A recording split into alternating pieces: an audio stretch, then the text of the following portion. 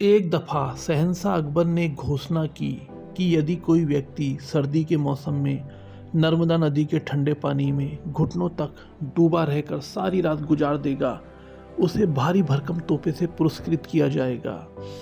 एक गरीब धोबी ने अपनी गरीबी दूर करने की खातिर हिम्मत की और सारी रात नदी में घुटने पानी में ठिठुरते बिताए और जहाँपनाह से अपना इनाम लेने पहुंचा।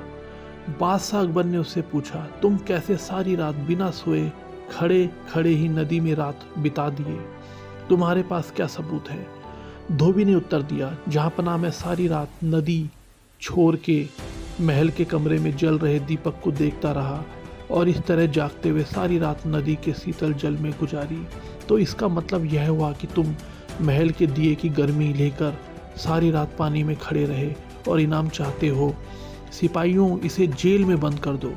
बादशाह ने क्रोधित होकर कहा। बीरबल भी दरबार में था। उसे यह देखकर बुरा लग रहा था कि बादशाह ने उस गरीब व्यक्ति पर जुल्म किया है। बीरबल दूसरे दिन दरबार में हाजिर नहीं हुआ, जबकि उस दिन दरबार की एक आवश्यक बैठक थी। बादशाह ने एक खादिम को बीरबल के पास बुलाने के लिए भेजा। खादिम ने लौटकर जवाब दिया, बीरबल खिचड़ी पका रहे हैं और वह खिचड़ी पकते ही उसे खाकर आएंगे।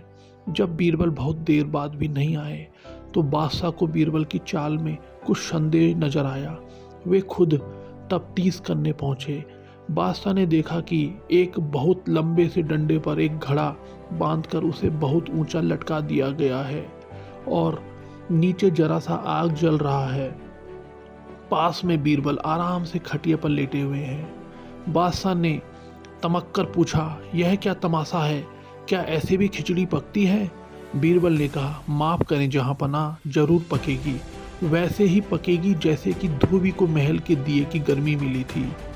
बादशाह को बात समझ में आ गई। उन्होंने बीरबल को गले लगाया और धोबी को रिहा करके उन्हें इनाम देने का हुक्म दे दिया। इस प्रकार धोबी भी कैद से छूट गया और खुशी खुशी अपने घर पर चल दिया।